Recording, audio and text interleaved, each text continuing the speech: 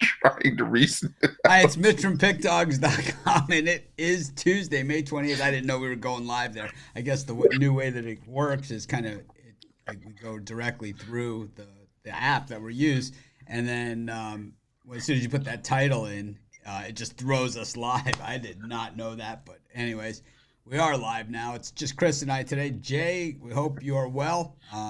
Tornadoes rolling through the Dallas area, power outages, all kind of stuff. Something tells me Jay might still be around and might still pop in. That's what he does. Just like last night on playback, I wasn't expecting him to come on, and with like 4 minutes to go, poof, he showed up, and I was like, all right, okay, we're doing it. All right. It was a hell of a game. It was, yeah. I give the Celtics credit, and I also got to say, if I'm the Pacers, I fire Rick Carlisle right there on the spot. I don't understand the strategy. Of course I don't listen with the sound, but did they say like about not fouling there late and like extending the game as opposed to just letting them take the shot? And then they were at most they were going to have 5 seconds, right? Yeah. And With needing I think they three. said, yeah, I think they said they tried to, and they just didn't call it. Like they tried to foul in the corner, they didn't call it. Um, and then, yeah, they just ran out of time. Weird. Weird, as they Yeah. say in Boston. That was weird. But I was saying it last night on playback. I think that this is going to be good for Indiana, and to see the future of the NBA is going to be in good hands, because these are teams that, like Oklahoma City, like like Minnesota, like Indiana, and also I guess also Orlando, young teams that are getting that playoff experience. That you know it's like that. It sounds like an old song lyric. You got to lose before you can know how to win. And now I think it's going to be a lot more competitive. You're seeing stars come blossom before our eyes. And yeah, I think the NBA is in good hands for the next few years. I think teams like Oklahoma City are going to be back. Minnesota's going to be back. Yeah, so I'm just responding to some comments on YouTube, talking about how strong my hockey picks have been in the 7 free picks, and I'm like, it's not my picks, man. These are the betting tools. It's like I defer both ways, man. And of course, the tools will be moving to Pick Dogs from Sports Chat. The Sports Chat tools will all be fantasy, new set of tools. And of course, the new betting tools at Pick Dogs are going to be off the chain. It's going to be everything at Pick Dogs, everything at Sports Chat, and then a lot more. So I think you guys are really, really like it. A lot of stuff you pay for over at other sites.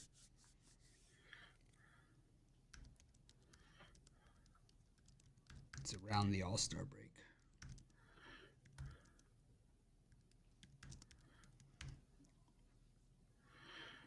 Anyways, there was some good baseball yesterday as well. I was on the wrong side of two bad losses yesterday, man. It's like these happen. I gotta say, man, the Astros had about 100 chances against the Mariners. I know a lot of people were watching the basketball game, but during that time, I mean, the Astros just had a ton of chances, and the Marlins kept stopping out the Padres' chances, and then finally they walk in the winning run. I know whenever they bring in that, I don't even know how to pronounce it, puke or puck or whatever. I'm gonna Oh yeah. generally lose if it's a tight game with the Marlins.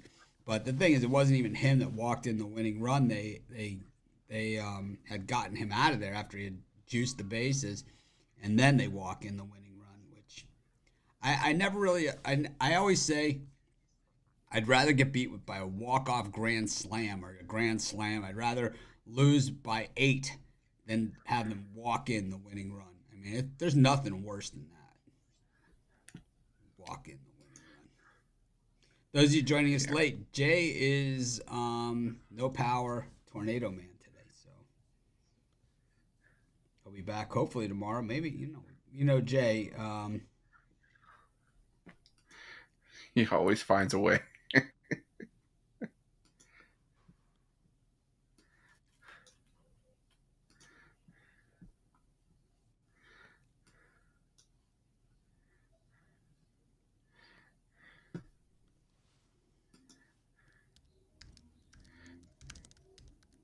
Yeah, he'll always He'll always find a way to pop in.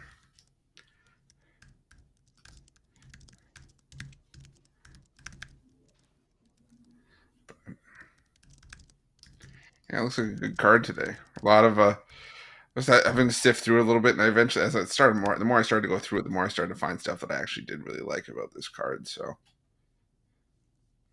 took a little Yeah, while, but it took I some like this warming up too. card. I like this card. There just seems to be some landmines in there, and to me, it's like I see a few games that I could easily add as we go on, but I also love the picks that I have.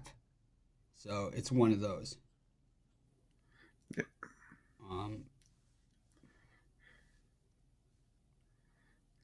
so you want to hear something crazy that happened to me? All right, go So ahead. What do you I got? have I have an Amazon credit card, right?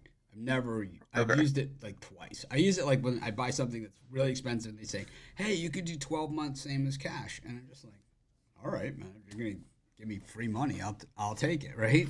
So, I always sign up for it. I always end up paying it off in a month or two anyway, or just, I get the first bill and I just pay the whole thing cuz I get sick of doing it. So, I hadn't changed it in like forever and I hadn't used it, so I use it, and they like blocked my whole account and said it was fraud and everything like that. It was like crazy, man. It was like they went nuts on me. It's like because they made a purchase. I'm having it delivered to my house. It's like I don't understand it. Man. Then they send me all these emails how they've got my concerns covered. Do you? Because It's like you guys says that someone doesn't get it, man. It's like I can see if they're sending it to like a new address or something, but like all I want's my Ovaltine. We're just getting this shipped here. Come on, what's going on? anyways. All right, well we can get rolling, man, if you want to. Uh, Yeah. Anyone else you're mad at from yesterday? Any other pieces of garbage out there? Uh, Oh where do I God, start? my favorite was I showed Chris this already. So I had to freeze frame the screen of my TV. I was watching the Cubs Brewers, and the weird thing is that normally I'm all over this stuff, but I totally forgot that Craig. I didn't forget, but I totally discounted that because the Brewers have played the Cubs already this season, but those games were at Wrigley. This was Craig Counsell's first time back in Milwaukee since he ditched the Oh Brewers to yeah. take the Cubs job. So they were extra lathered up at a place where, let's just say, the stadium's named after a brewery and Milwaukee is known for beer, right? So, they're already lathered up. Then Dansby Swanson is arguing a strike that's, clearly a strike, He's one of those ones where he probably goes back and watches the replay and kills him. And then they show the Brewers fans on TV, and it's like, I stopped framing. I got this guy right there. So, it's just perfect, man. Sums it up. Well, it's not named after a brewery anymore. No, it's not Miller Park anymore. No, it's American Family Field. American Family. It's another Yeah. insurance ballpark. Got Great American and that one, Yeah. Great American Insurance. It's like one of those things where it's just like I still have to catch myself saying Miller Park once in a I'd see while. in my new first five and first half videos. I like to say, and we go to Comerica Park. We go to whatever. So like for that Yeah. one, because I wasn't sure because I actually hadn't heard it, so I didn't say it. I don't say Miller Park. I just say we go to Milwaukee. Yeah. I really like that video though. I'm enjoying it. And so here's the crazy thing about it is that I offered that video to almost every handicapper on the site and no one would do it. I mean, it's like you It's have you had the wraparound. yeah. Jay has the Yeah, jam yeah. session. Ron has the Of course. rundown. So, I offered it basically to everybody else. Hey, I want to Yeah. do a video. I want to do a video. I said, this is what I want. I even offered it Yeah. last year to Mike Davis, and he took it, and he did like 2 games. It's like, Yeah. no, I mean the whole card, Yeah. the Not full not Monty. not just when you feel like it, but Yeah, the full Monty, the whole yeah. card, like every day, man, like the rundown. it's it's a market that's starting to gain traction even more than it had before. And I just love it's doing it. I love going through all the games. I don't get a chance to do it. So, like, a lot of people, they think, they say, and I'm not like, oh, I got to take full credit for everything. But it's like Ron's rundown, Jay's jam session, that. I came up with all of those, the wraparound. All of these. I even came up with the name, I think, for most of them. I don't know if I did wraparound or not, but I know jam session and Ron's rundown I did. Because Jay originally, I'm like, Jay, well, what'd you call it? He's like, I just called it the rundown. I'm like, can't be the rundown also. I'm like, how about the jam session? And it really was that conversation, just exactly like that. He goes, well, what should I call it? I'm like, well, how about the jam session? And that's it. It was that fast, And I mean, obviously, he's taken the ball and run with it.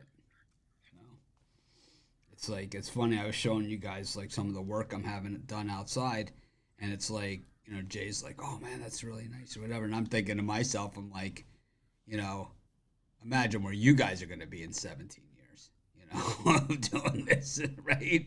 It's like, I mean, if that's where I am in 17 years, imagine where you guys are going to be, after doing it for that long. So, crazy, right? Yeah. It's all there for you. Because I do believe Pick Dogs is the best site I've ever worked on. And, you guys are a big part of that. Sure. But anyways, before we get too mushy here on a Tuesday mush session. I'm going to start crying. You By the way, make me feel. You don't. No, I'm not finished. Like good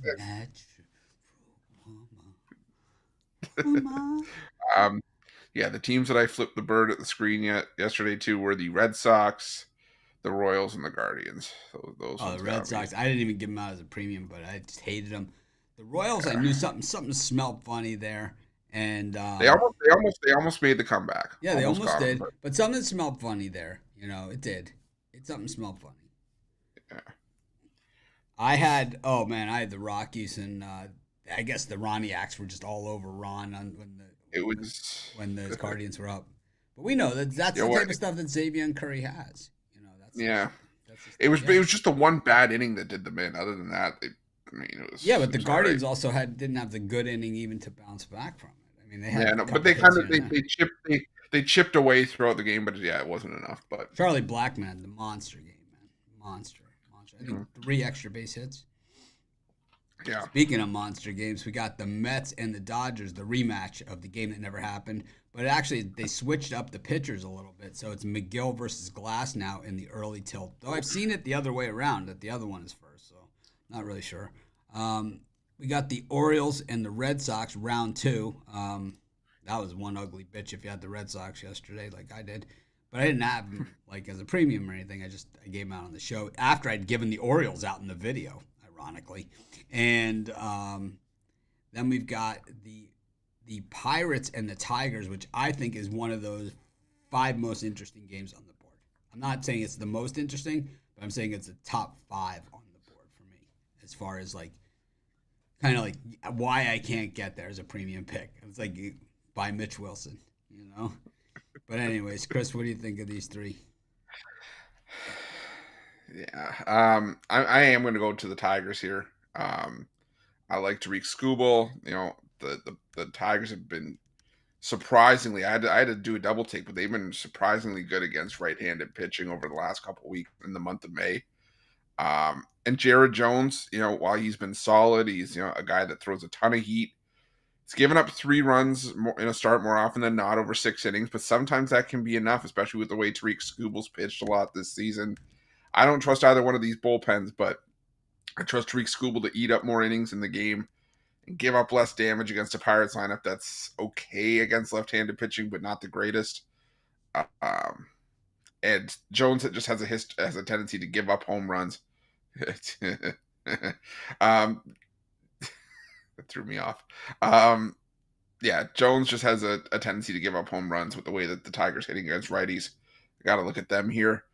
And just out of spite alone, I'm going to take the Orioles on the run line. I don't care if it's Brian Bayo. I don't care if it's Grayson Rodriguez pitching here. I just think that the Orioles are going to tee off on the Red Sox something fierce here.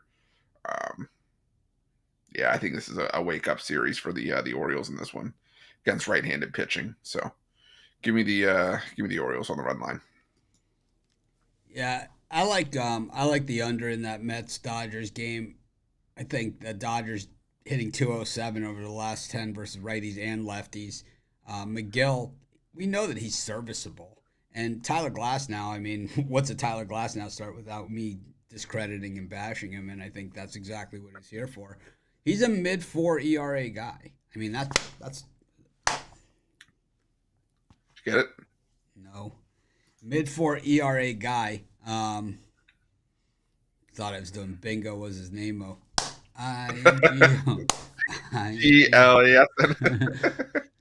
The thing is, I see it over here on this monitor. Because if you knock over the monitor, it's like All the monitors are goes haywire. all my monitors are mounted onto the desk. I don't understand. If you knock a wire loose, I can't host. You got a wire loose or something. Your camera's just blinking over there. I know. No, it's my capture card. Jiggle it just a little bit. Got I think that so I kind of like the Mets in there, but it's a lean to the Mets and the under. I see where you're coming from with the Orioles. Bayo, I think this is a tough one for me too because I think we've seen Bayo return from the injured list. He hasn't looked himself, so he's kind of sitting on one more than likely.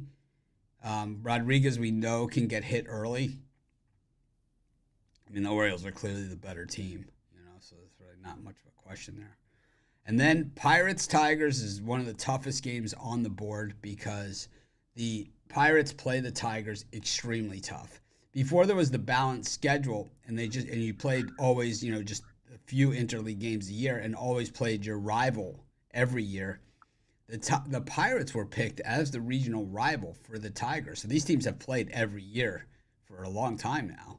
And the Pirates just always kick the shit out of the Tigers in Detroit, even when the Tigers have been good.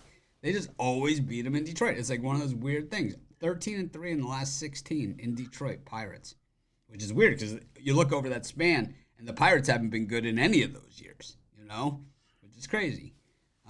Jones is definitely a little bit regression. Skubal, we know when he misses, he gets taken deep.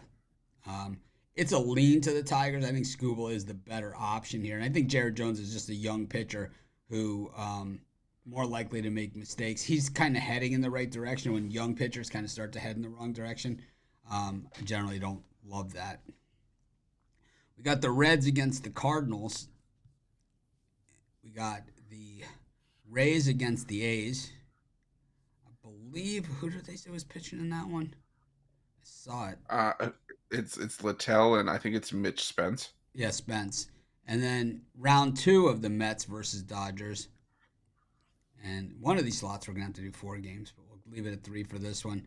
I think we have to do 4 for. We're supposed to do 4 for all of them because it's now 16. All right, so we'll just do 5 in this one then, since we only did 3 in the last one. So we'll do Reds-Cardinals, Rays-A's, Mets-Dodgers, A's-Nationals, and the Twins-Royals. And since I'm first and I like to talk anyway, we got so here's the thing. The Cardinals are hitting the ball way better than the Reds. I don't know how the Reds won that game yesterday. The Cardinals had a ton of chances and could not take advantage of it. The Reds were able to shut them down. Now, here's the thing. I know Abbott's not as good as his numbers. We all know that about Abbott, but here's the thing. I'm never buying what Kyle Gibson's selling. I got to take the Reds in that thing. I'm going to go also Rays against the A's. I'll take the Rays with Littell. I hate the number. I don't love Littell here. You can't lay the run line, so it makes it unbettable, but I'll take the Rays there. Gavin Stone, solid as a rock. Chip off the old block. Stones, he's got the set of stones on that stone. I'm going to take the Dodgers in game 2 at the lesser price, and Quintana's been a mess this year. I like the Nationals against the Braves. Jake Irvin has not been very good, but the Nationals really hit lefties pretty hard. And Max Fried, generally a second half of the season guy, even though he's pitched well his last 3 starts. I think he's vulnerable here. And then Royals Twins, another tough one. I'm going to have to sexy pick under this thing.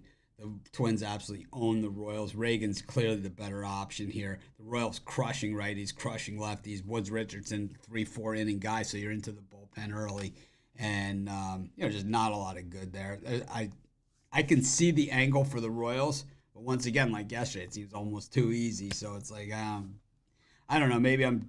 This is when I usually get in trouble. Is when I start avoiding the too easy. That's too easy. So I avoid it, and that's when I usually get in trouble. But at least I'm not. I know I'm not going to be on the wrong side of it because I'm not going to play it. What do you think?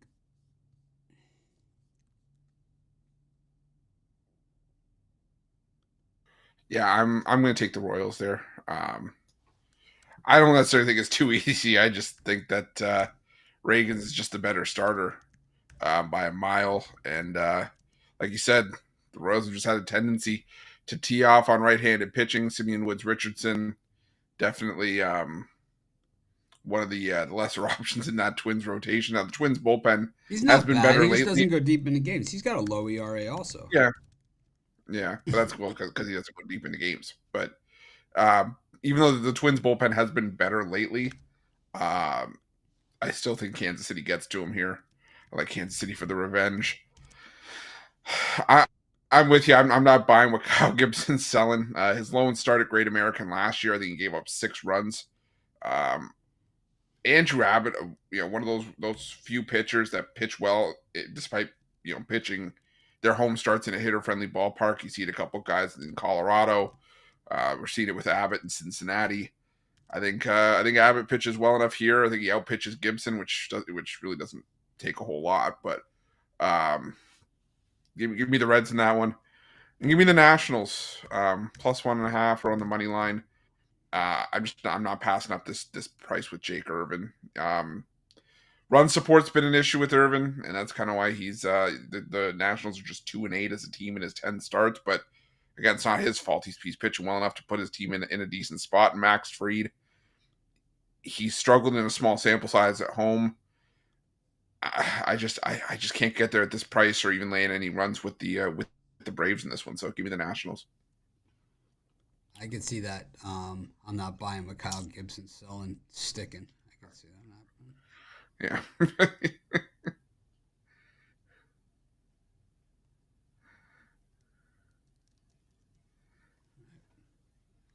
Next up, White Sox Blue Jays, the return of Kevin Gausman. Brewers against the Cubs. Rangers against the D-backs, a rematch of last year's World Series. And the Rockies versus the Guardians, round 2. Chris?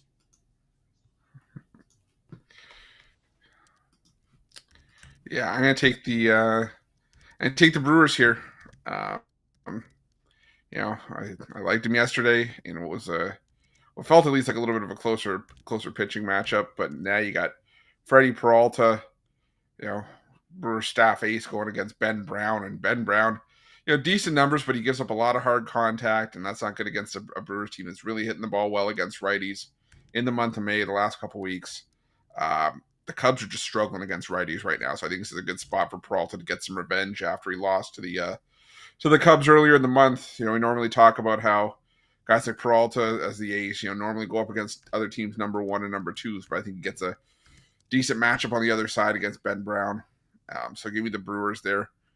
I'm going to take the Diamondbacks. I'm starting to like what I'm seeing from Brandon Pfaadt, and I think I'm just tired of waiting for the Rangers to try to turn it around. They will eventually, but until that happens, no thanks.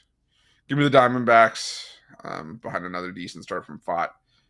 And yeah, the other two are tough for me because I like the Guardians, but I'm a little bit scarred from them after yesterday because I'm not a big Ryan Feltner fan, but Tristan McKenzie at Coors, I don't know. Someone just tells me he might get hit hard here. And I like the Blue Jays. Maybe I'll lay my 2.5 runs with the Jays, but it's a Kevin Gausman start, so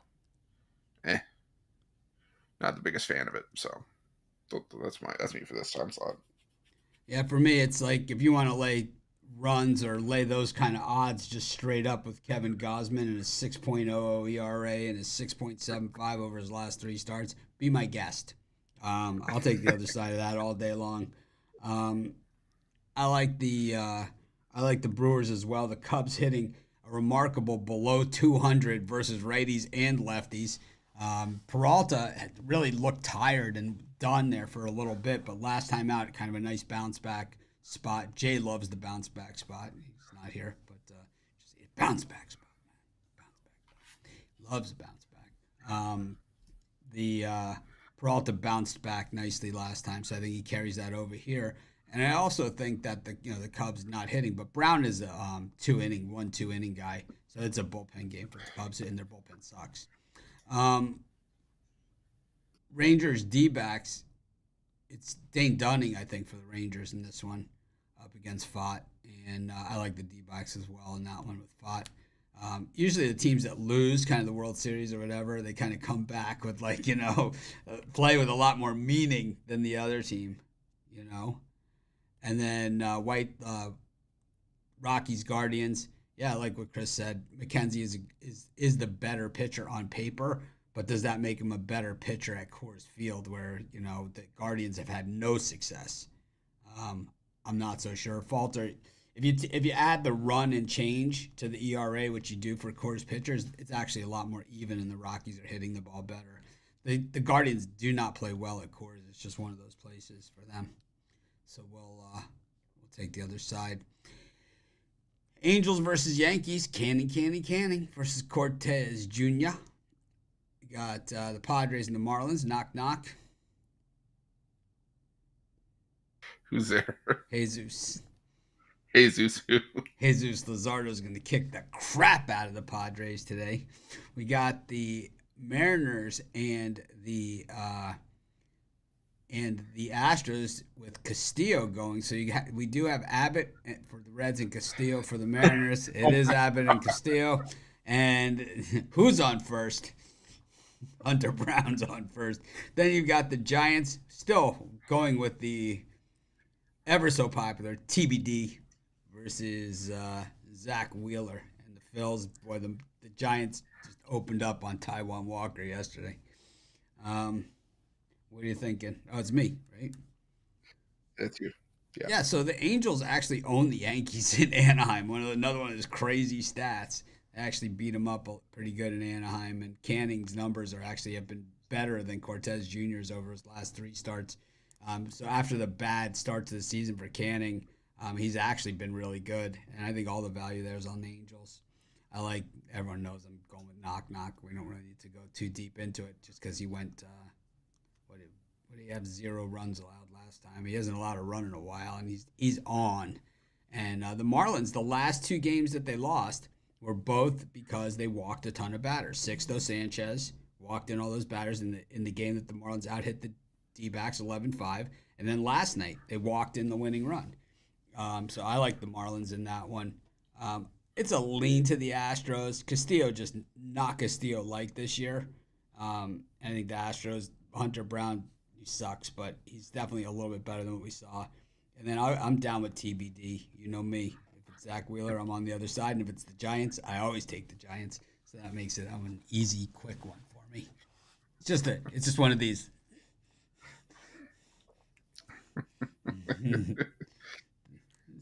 Where's that coming from? Is that coming in from the Bay?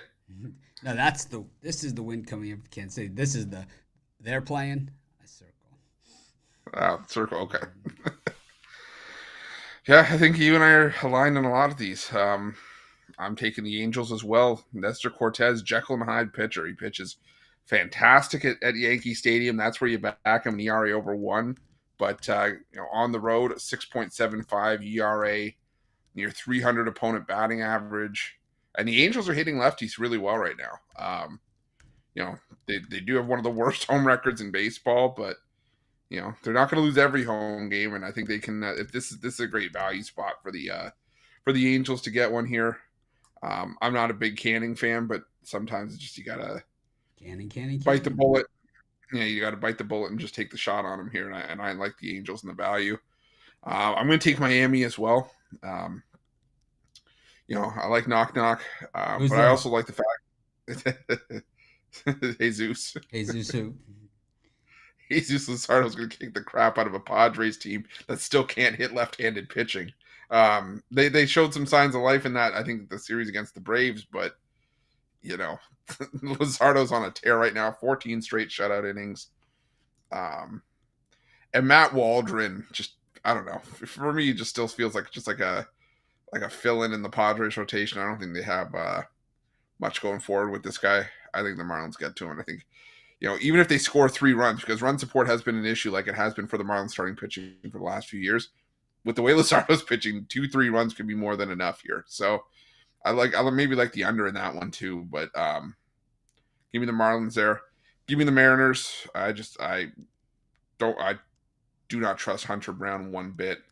Um, Castillo, 2 earned runs or less in 8 straight starts. So I'll go with the Mariners in that one, and I'm with you. I lean towards the Giants and the plus money in that one. Um, yeah, I still say it. If Zach Wheeler didn't have bad luck, he'd have no luck at all. Still blows my mind that the Phillies are 6-5 in his 11 starts this season. And plus 172 of the Giants team is playing some great baseball. Yeah, give me the Giants in that one. All right, man. Whizzing right through it today. We go to the Mavericks game without Jay here, man. It is just not really the same. What do you think? It's a quick show, but No, but without Jay here, man, it's like no, there's no one to argue. I mean, there's no one to argue with,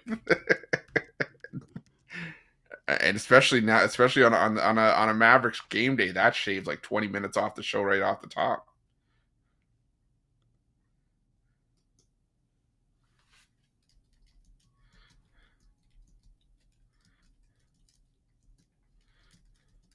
what do you think of this game? This one I'm going back to what I've gone with this entire series. I love the over here. It's just the books just have not adjusted. It took them 3 games to finally move this line from 207, 207 and a half up into the 210 range. But for me, it's still not enough of an adjustment. Yes, I get it. A potential closeout game. These are 2 teams that are known for how well they play defense in the regular season, but these are also teams with guys that make big time shots in the clutch. We've seen it every game this series. It just for me, even if it's a close game, like if it's a lower scoring game, like if it's like tied at 90 or 95 in the last 3 to 4 minutes, these are teams that just like to trade shots back and forth, and that'll still get us up. Even like a 108, 106 kind of game where it's close down to the wire still gets us up and over this total. So give me the over here. Like I said, the books still haven't adjusted enough, and I think the over hits. I think I'm gonna go with the under. I don't see the over hitting. It's been over every single game. I think the Timberwolves' best chance is to put them in an octagon. I don't love it, but I do like the Mavericks here to just close it out. I think they just have their number. They've won 6 playoff games in a row now against the Timberwolves, so no reason to believe anything different will happen. We got hockey. Yeah, we do. Got game 4 of the Rangers and Panthers.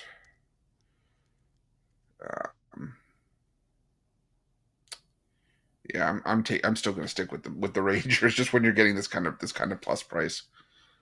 I think we're getting now +1. Let me do a refresh here. +140, +145 to your line shopping. For me, this even in what seems like a must win for Florida to try and not go down 3-1 back to MSG. That should be -140, at most. So getting +140 with the Rangers, one of the best teams in the NHL with some solid goaltending. Like this should be this every game in this series should be priced closer to a coin flip. So getting +140, I'll take it with the Rangers. I'll go with the Panthers because I'm a homer. Just because of the new logo. Yes, I love the bit. Just for the sake of the bit. Yep. Pretty much the way that it works. All right. Quick show. We're going to go to parlays. All right. Let's go with the Orioles on the run line. Let's go with the Diamondbacks and the Nationals +1.5. I'll go with the Astros, Giants, and the White Sox. There's your show. That was a quick one, 34 minutes and 52, 53, 54, 5. Thanks, everyone, for joining us. Make it a winning day. Be sure to check out Chris's reach around video as well as my first 5 innings, 7 free picks, Jay's Jam session, and all of our videos on our Pick Dogs channel, as well as all of our premium cappers over at pickdogs.com. Lighten up the leaderboard these days. So, a lot of people out there on a lot of people winning. So be sure to check it out. Make it a winning day. We appreciate each and every one of you. Be sure to check out the Pick Dogs merch under the merch tab. I wear my merch every day on the show. I represent, and so check it out. You can get anything I'm wearing except for the watch, but you can get pretty much everything there. We appreciate each and every one of you. Make it a winning day.